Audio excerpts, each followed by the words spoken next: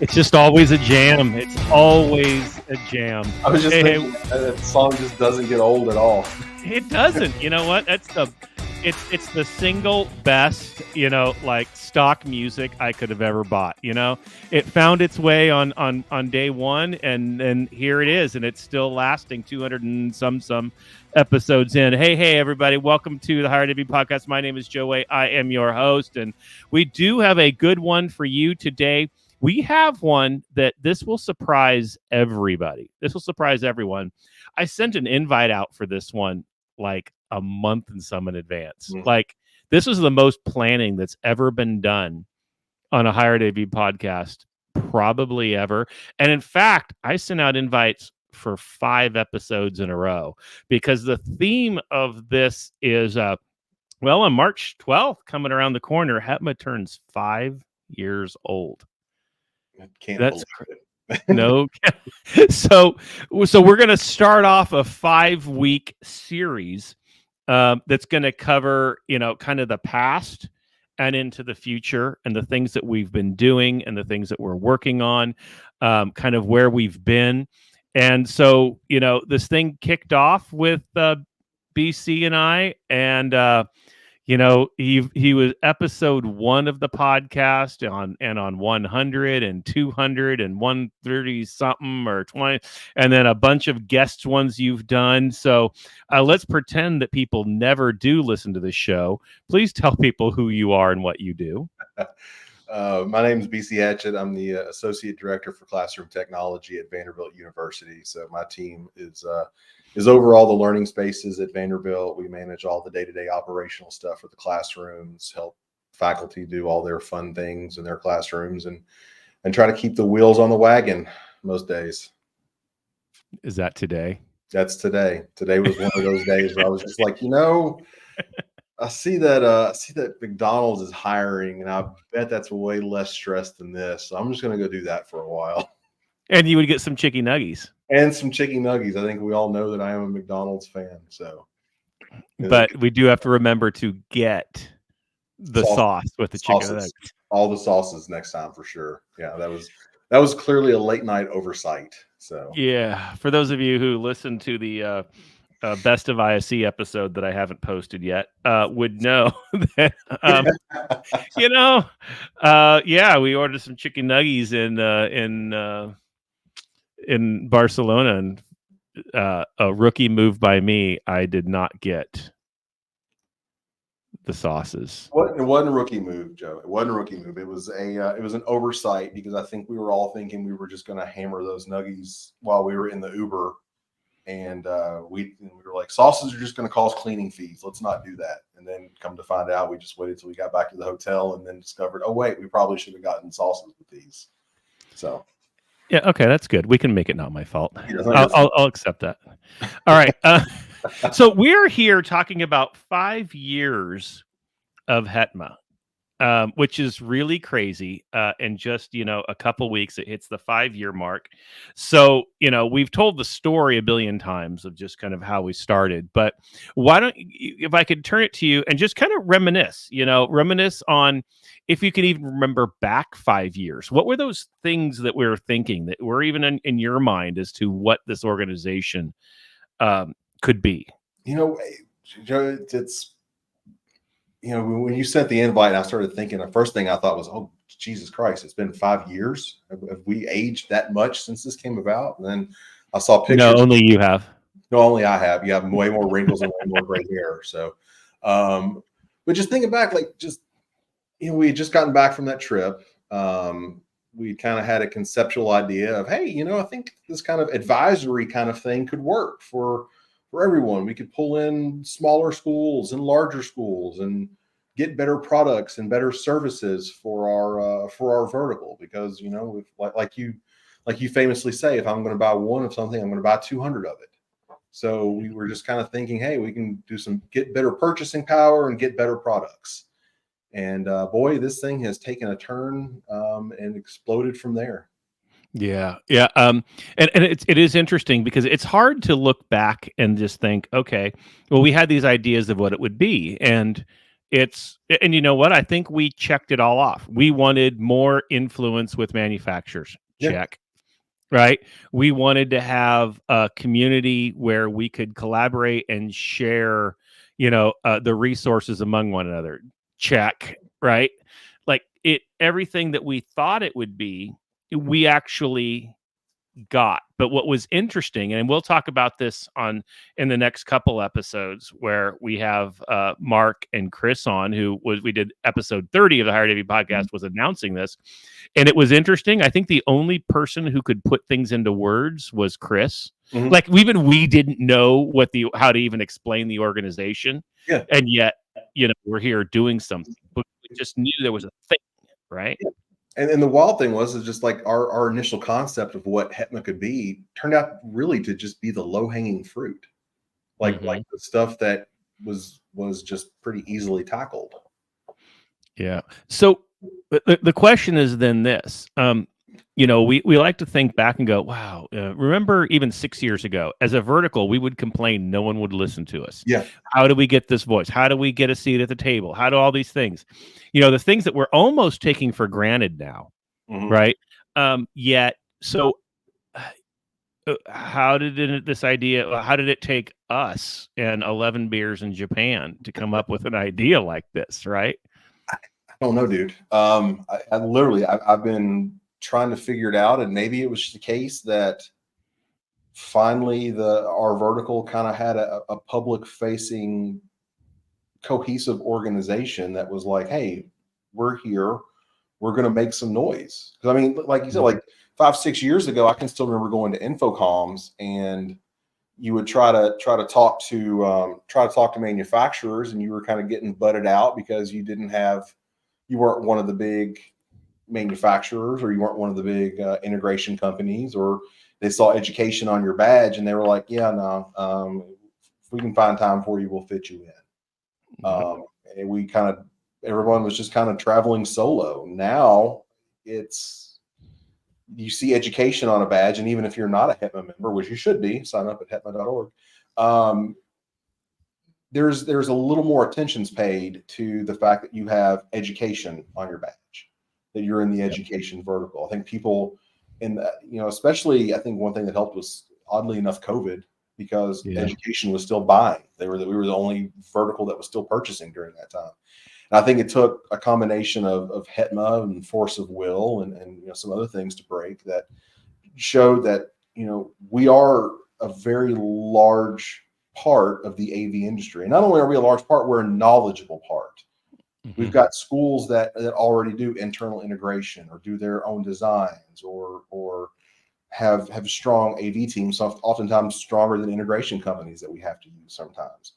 So I think it just really has shown that the AV industry, especially in the higher ed vertical, is a mature industry that deserves and has earned that seat at the table, so to speak. Yeah, absolutely. And it's interesting to then kind of think, like, look how many of our people in our vertical are now coming from integrators. Or how about this? How about integrators are stealing our people? I know. Right? I know. I can think of a couple off the top of my head. I'm like, wow, so y'all are poaching us now. So I think that speaks volumes about just the level of knowledge and skill that is in the higher ed vertical. And I think a lot of it has to do with, and I think you're right, with COVID had a lot to prove our value. I think we were a little bit there before COVID, obviously, but I think it really put that, hey, all of a sudden attention is going to be on us, because, like, you're right, we were buying things in, we're making the supply chain issue happen because we just want hundreds and hundreds and hundreds of something, and it's every school needing to do it.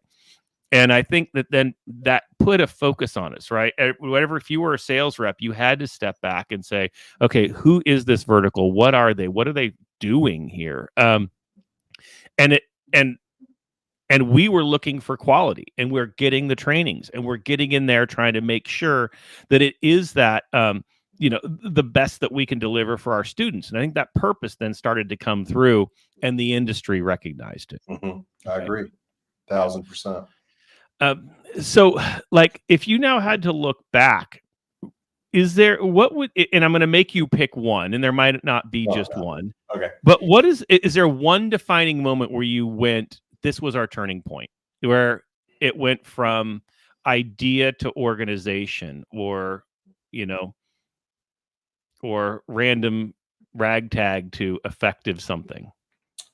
Man, there's so many milestones to try to think of that proved it. But I think the first one honestly was our first virtual conference, because I think that proved that this was going to be a thing, that this could be a thing, that it wasn't just, hey, we're going to have some meetings, hey, we'll hang out at events, and then that's it. I mean, we were putting a program of education together and actually having people show up to it.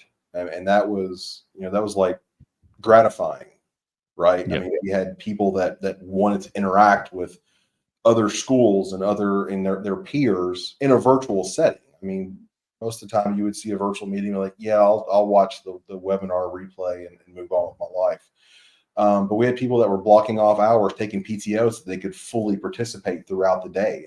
That right there, and then we would do the corresponding happy hours, virtual happy hours at the end of the night, and people were just sticking around just to talk, Mm-hmm. hang out, and feel part of a community. And that was kind of the lightning in a bottle moment where I was like, wait a minute, we actually have something going on here. Yeah, I think absolutely. Because again, hence we like to throw our tagline around of virtual before it was cool. But that was the thing. If you remember us walking around Infocom that year, because it was December when we did our virtual conference, with the save the date cards of this random, like no one knew what this was, yet we're giving save the date cards as if we're inviting them to our wedding, right? We were putting them everywhere. Like I was leaving them on random booths and just like going around to the food court areas and just leaving them on tables. I remember Jimmy and Craig were like throwing them at people while we were walking down the aisleways at Infocom. So, yeah, it was just like, and the thing is, we were like, well, save the date. We may or may not do something, but hey, there is a date for this. There's a date to be saved. Yeah. And the thing is, we still had to put our steering committee together by then. I know. We got, and it was just reaching, all of a sudden that group of, 8 others, or 10 of us are kind of coming together and going, all right, let's going to do this. We're going to do this different, and we're going to find a way to make this effective for us. And I think it's weird because we have this way, if I want to define the organization, of making like just winging it be a success. It's almost like the organic happened and the reason happened because we didn't overplan, right? Exactly. We said, hey, the first virtual conference, we didn't necessarily say, oh, we're going to put it together ourselves and we're going to kind of speak to our own group and not just do the call for, for speakers. Because, well, one, we were putting it together within a month, 2 months, right? But then it turned out to be, oh, no one's ever thought to do this before, to put a committee to what are we going to speak on, and then we'll go find the speakers for that, which is what makes it unique. No one had ever done that before, right? But it was our kind of lack of time and lack of planning that went, oh, well, this is how we're going to do it. And lack of experience. I mean, it was like, hey, we think this is how this is supposed to work, and it just made it work. Yeah. I mean, that's literally what it was. And it was a success, and now it's our signature, right? It literally is our signature off of that. And to say my kind of one turning point, yours is good, and I'm going to stick with the virtual conference thing, but I'm going to go to the one where Infocom canceled during COVID, and we reached out and we said to Avixa, hey, we would love to still offer all of those speakers who have been approved to come speak, to come and do it, and we'll host our other virtual conference again, and we'll do it, and we'll give them a platform to present their stuff. And that, to me, anytime you can step in and basically take our largest industry organization and go, don't worry, we got you. Yeah. Right? Like they couldn't figure out what to do. We got you. We're going to take care of our vertical, and we're going to give them a platform, right, to be able to present that to. And I think that's where Aaron showed up, right? Yeah. It's like there's one of those, right? And it's like all of a sudden we're getting eyes on us who wouldn't have normally found it, right? Because of providing that service. And I think of just so many people, I still I can still picture all the different sessions that went on. Um, and just the emotion of those who presented saying, wow, here's a place for me, I could still do this, and then finding our family again. And I thought that to me was the one. And then we flipped right around, right? That was June, and then flipped right around and did it again. I think that's what when we're still doing December's before we moved it Yeah. to end of January.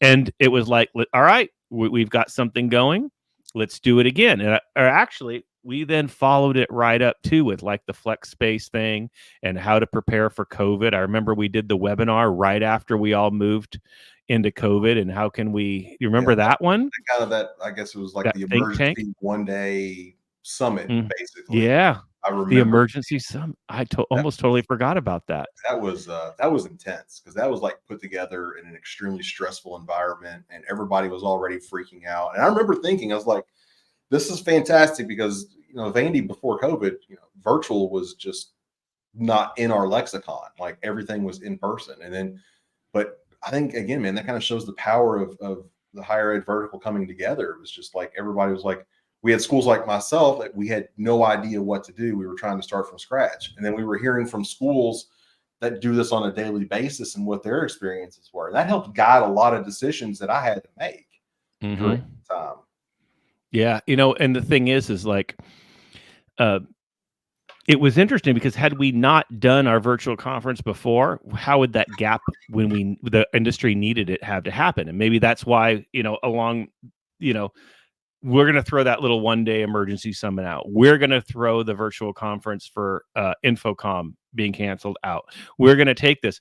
But had we not done it before, who was going to be able to pull that off? Right. Exactly. And I think it's, we're like, hey, we've got the secret sauce. We've been able to do this.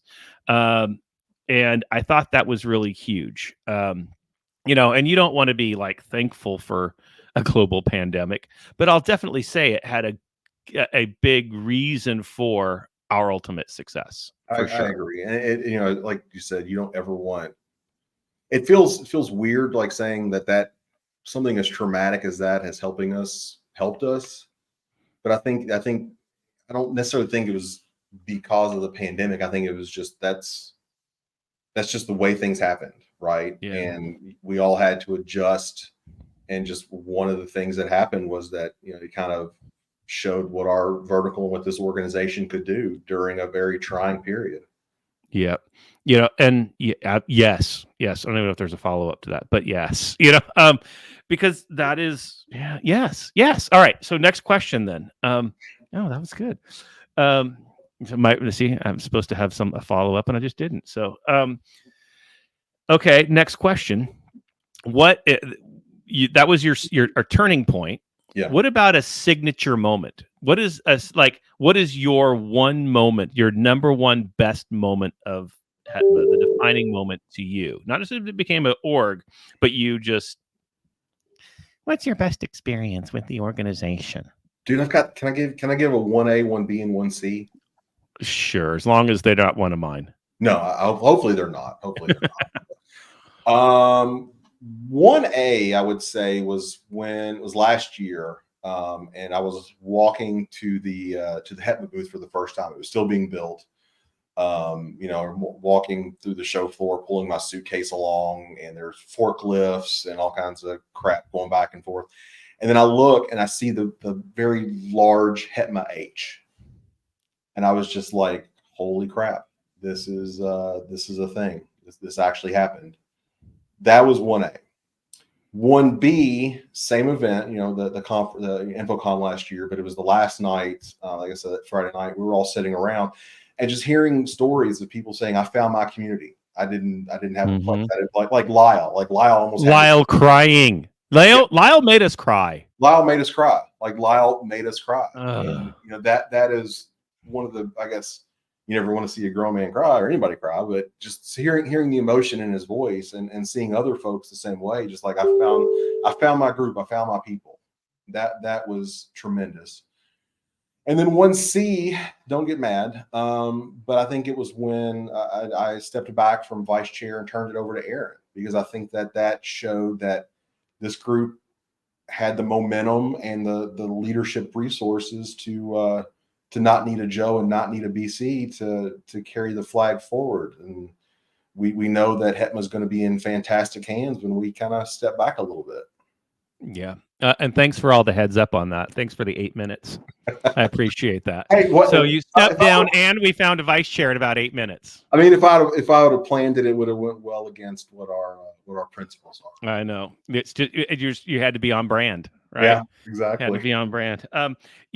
Those are good. And what's interesting is my 1A, 1B, and 1C are actually very aligned to those, but in different ways. Everyone knows my 1A. I will never, ever forget being on stage with Joey Lloyd and Dave Labuscus and announcing the Prism Scholarship. To me, I still I just said it and I got chills again. I cannot imagine like a better moment, just because I saw something that was a challenge into how can you make a difference? And we didn't just make it into a difference. We said, okay, it's home run time and let's do something that's impactful for the industry. So I will never forget that feeling of being up there and announcing it and then going, and then 2 seconds later you check in your email and Avix is sending out the press release about it.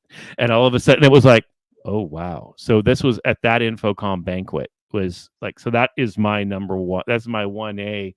And it probably is a 1A by far. So there might be a 1-2, 2A, 2. But, and then I think 1B, again, right along with the Infocom booth, but it's the image that I have in my head. And it's the whole group pushing the booth from laying down on the floor and pushing it up. And I took the video of it going from laying down and like seeing it like resurrect, right? And it was just like rise, boom. And it's all of a sudden flag is in the ground. We're the first end users ever to put a booth on the show floor. And we now have a stake in the ground for a vertical, and to say, this is our space. This is for you, the by us and for us, but this is it. It's there.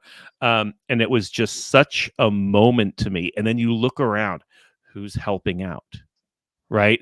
And you're like going, wow, all these people found this organization through some form or another over the last few years, right? And got pulled in and found, like you just said, finding your people, finding your community. This wasn't, again, us two or the steering committee of 10. This was, Prism scholars. This was people who've been on, the podcast, people who got involved in running for a board seat. These are people who, get active on our back end community. Like I'm sitting here going, these, big schools, small schools, everything. Like I'm just going, we got global people showing up 2 days before to say, I'm going to get this thing up and going. And that was huge. It's people that just maybe attended our first virtual conference or attended a virtual conference and thought, hey, this is cool. And then they just got involved. And then, like you said, they're there a couple of days early building a booth in a sweltering trade show floor. Yep. 100%. Yeah. So that to me, I can still, again, I picture that. I can just see it going up. And then my 1C is interesting because it hasn't happened yet. Okay. So my best one of my top 3 moments is one that actually hasn't happened. And because it still touched me in a way. And for people who know, there is conversation about having a tattoo artist at this year's Infocom booth. Okay. And it's not about, a booth as a tattoo artist. Great. It's about the fact when we were in that planning meeting, and I thought it was a joke, right? Like, oh, we're just going to throw out crazy ideas because HETMA does crazy ideas, right? But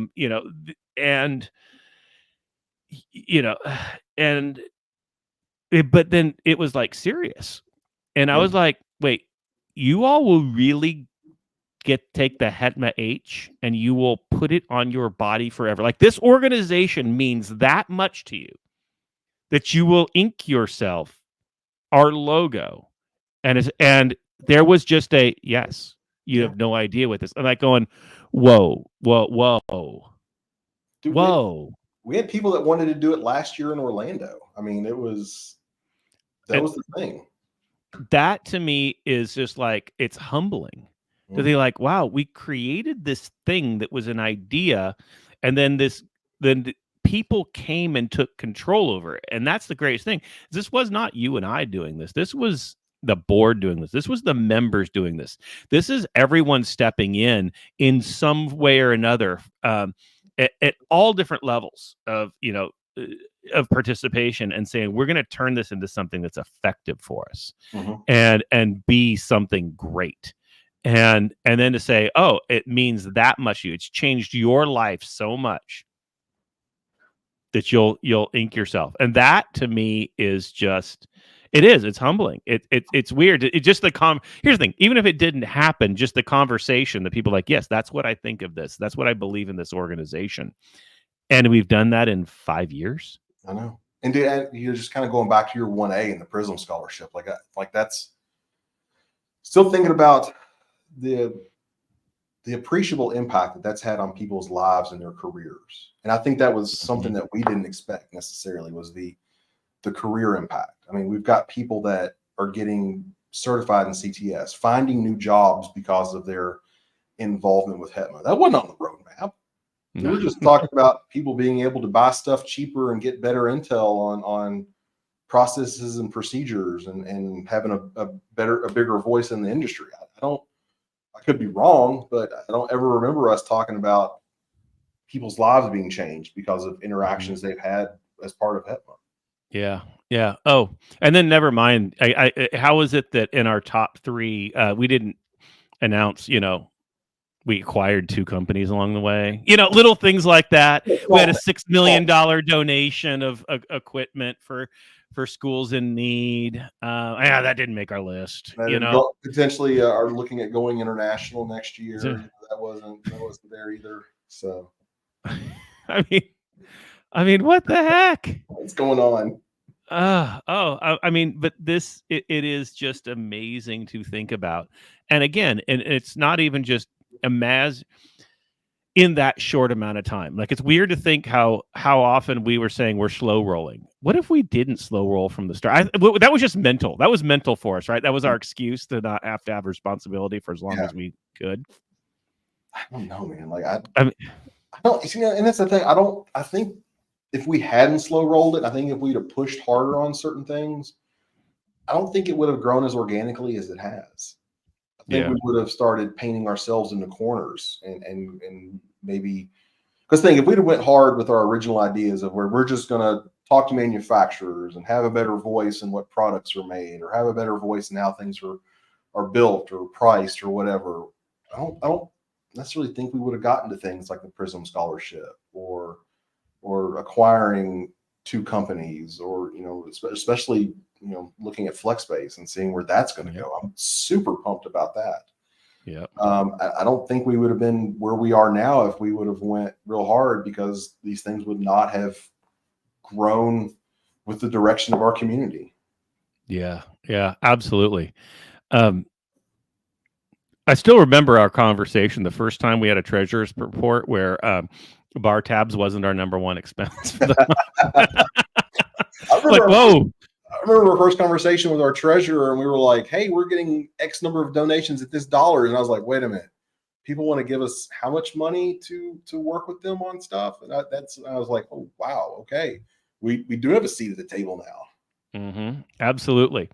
All right. So, we've covered now the good things. Are there any regrets? I mean, are there things where we should have maybe done something different, or we look back at? Man, that's a hard question. I don't know.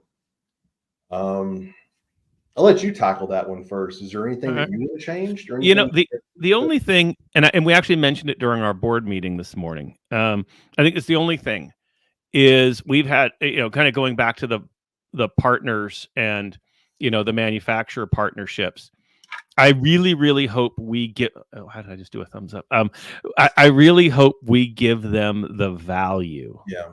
That they're paying. Like, it's one thing, we started this, I'm going to say almost selfishly, because like our vertical needs this. We are advocates for our vertical, and it's almost like we were demanding of our vertical to have that seat, which was right.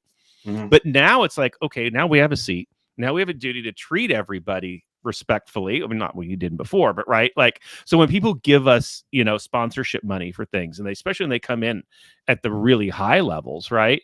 You go, okay, I feel like we need to give you your value. And I don't know that we've always done that.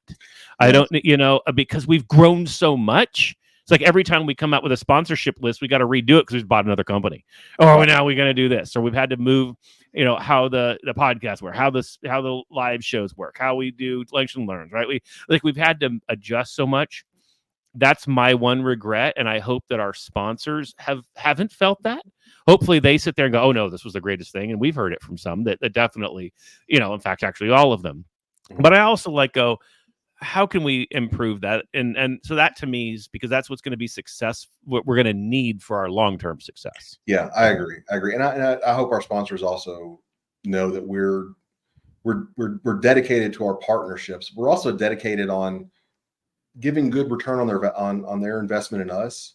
So it's like when we try things like, hey, we're going to do a lunch and learn, 5 people show up to it. Well, that's not worth their time or our time. And I think, the virtual lunch and learns, they have benefit, but I mean, what events can we do and partner with them on to give them both a return on their investment in us and our membership a return on their investment in time? Because I mean, when you're taking an hour of your working day to sit through something, that could be an expensive hour because you're having to delegate duties to other folks. You're having to take time away from your other responsibilities to learn about a topic.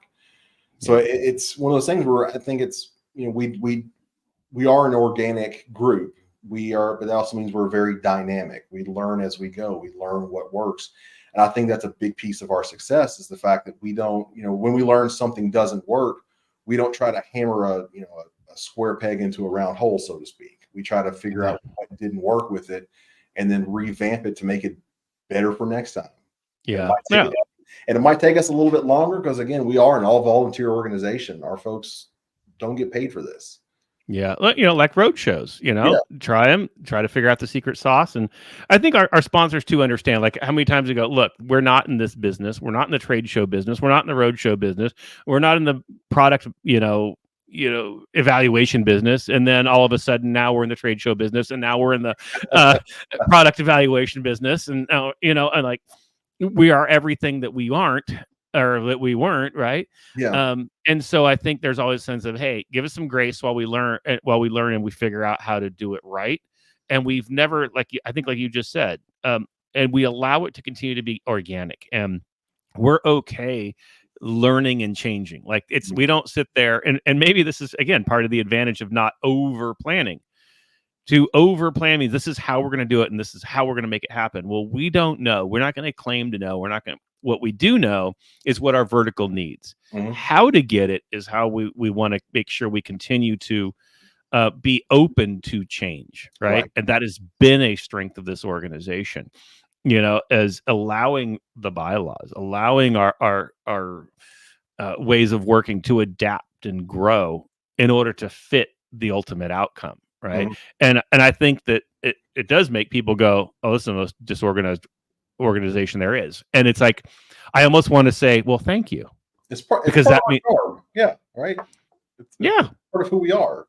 And it's there's going to be a point where once we get something down, we need to fine. Now we're going to knock out how to make that happen. Like I look at the victory award goes to Donovan, right? Like for just being able to really take that approved program and turn it into one of the most amazing initiatives we have. Yeah. It took a lot. And it took a lot of really having to work through dynamics that we weren't prepared or even know of. He built that thing out of whole cloth. I mean, he had to figure out the shipping piece, the contact piece, how to get the evaluations put together, what the rubrics look like, and then how to get that information back to the manufacturers. And again, from somebody that's a volunteer, that's not his day job. His day job is his job in West Virginia. Yep. Yeah. Yeah. So amazing. So amazing. All right. We're going to try to land this plane a little bit. So, I know it's going to stay away from future, but I'm not going to because I can't, because here we are. And I can't necessarily crystal ball, but when you sit back as the godfather of HETMA and you sit back, in the next, say, 2 to 3 years, what are you hoping to see or feel? Or it's so hard to say because I couldn't. I mean, this organization, if you would ask that question 2 years ago, it doesn't even resemble it, right? No, but I not think you're getting what is that? What are you hoping to see as it kind of moves on its own? Man, that is a great question. I'd like to see, kind of like you said, maybe a little formation with some of our programs so that we can make sure that our sponsors are getting the value that they want to get out of their partnerships with us. I think that we're close to that. I don't think I think that we're getting the process ironed out on that. That I'm not worried about. I want to continue to see us grow. I want to continue to see us reach every corner of higher ed. I don't necessarily think we're going to be hemmed into just AV for much longer. I think we're going to start getting into that instructional design piece and that environmental design, especially with our partnerships with FlexBase, right? I think we're going to see a lot more with that. I'm really excited about our potential with more international collaboration with the groups in Europe. I mean, that is tremendous. Like having the folks be on our virtual conference last week, doing that, and then seeing the folks that we met at ISE last year again this year, and then more coming out. Like when we did our happy hour at ISE, like the first year there were 20 people. This year, over 100, easily 120 people, right? So it shows that there's something there that's not just confined to North America. I think there's potential for it to grow. And then I want to continue to see how we impact folks' lives, how HETMA, not we, but how HETMA impacts folks' lives. I mean, I want to continue to see us help careers, help career paths. I want to see people continue to help grow in their environments and become better AV professionals and fulfill what they want to fulfill in their career field and in their personal lives. I mean, I think that right there has been the most unexpected fulfillment that I think I could have had with HETMA. And I'm really excited to see that continue. Yeah, no, absolutely. I love all those things. Wow. That was actually very, very, very good prepared answer that I have nothing to compare to that. Because all I'm looking at, I guess the thing that, because you've already gone through the turning away from your vice chair position and getting to watch the organization go. And I'm looking forward to stepping down. I mean, it's cool because you get to see it from another perspective. Like I'm not as involved in some of the groups, but it's also a little bittersweet because I miss being, elbow deep in a lot of the things. But again, part of that's just the natural order of change and letting folks have their turn, have their opportunity to steer the ship. Yeah. And, I am looking forward to this year at Infocom stepping down. It's public knowledge. This is not breaking news, everybody, unless you haven't heard it yet. Here's some breaking news. I'm really looking forward to seeing what Aaron does. Yeah. With the organization. We've been saying for years, it can't be the Joe show. It can't be this, it can't just be Joe and BC. It can't be resting on, they're just doing these cute things. So now as we step back, go ahead. And that's probably my 1D. Because you told me I sprung it on you within like 8 minutes notice when I stepped back from vice chair and we moved Aaron into that position. I remember I walked into an event or I walked into something and I literally saw Aaron like controlling the room. Just her charisma and her personality and her professionalism. And I was just like, holy crap. Yep. She's the one. She's going to be running the show one day. So we need to move her into a position where she can start learning the ropes faster. And that's when I was like, okay, I'm going to tell Joe. Yep. Yeah. And I'm excited to see what she does it. I'm excited to see what the board does. The beautiful thing about us founding an organization is that we could write in the bylaws that we're still always part of board of directors. Yeah. That was nice. So good. It's amazing the power you have when you're the founders, right? A little convenient.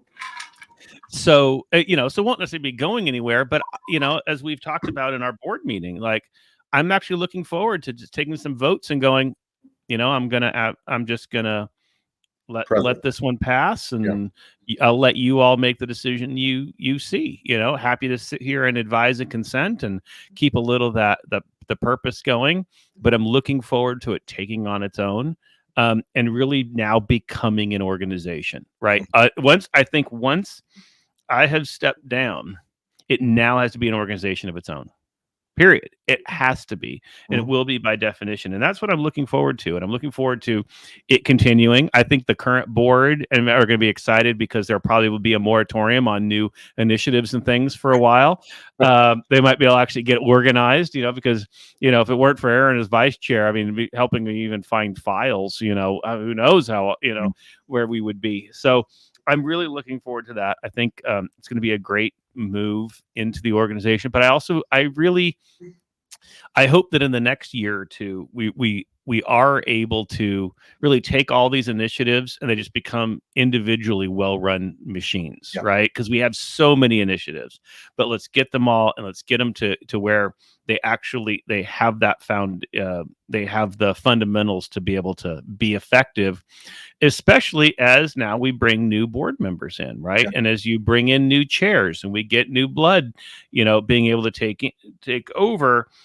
One of the things that will happen over time is this historical knowledge, right? That institutional knowledge goes away as we start, bringing new people in. So we definitely have to formalize our operational,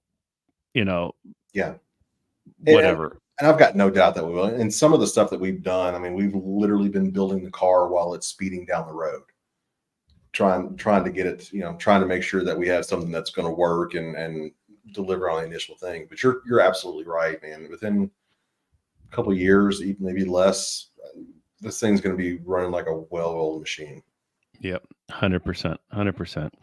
Well, BC, this was fantastic. Thank you for being back on, and wow, so much great stuff happening. Great to reminisce. 5 years, man. 5 years. Oh my gosh, kampai. Bye. So last question, but last and most important, how can people get a hold of you, connect with you, and learn more? You can find me on the Twitter or the X or whatever we're calling it these days, at BC Hatchett, and then I'm also on LinkedIn as well. All right. Thank you. And of course, y'all can find me at Josiah Way on all of the socials, and as well on, HETMA thingy.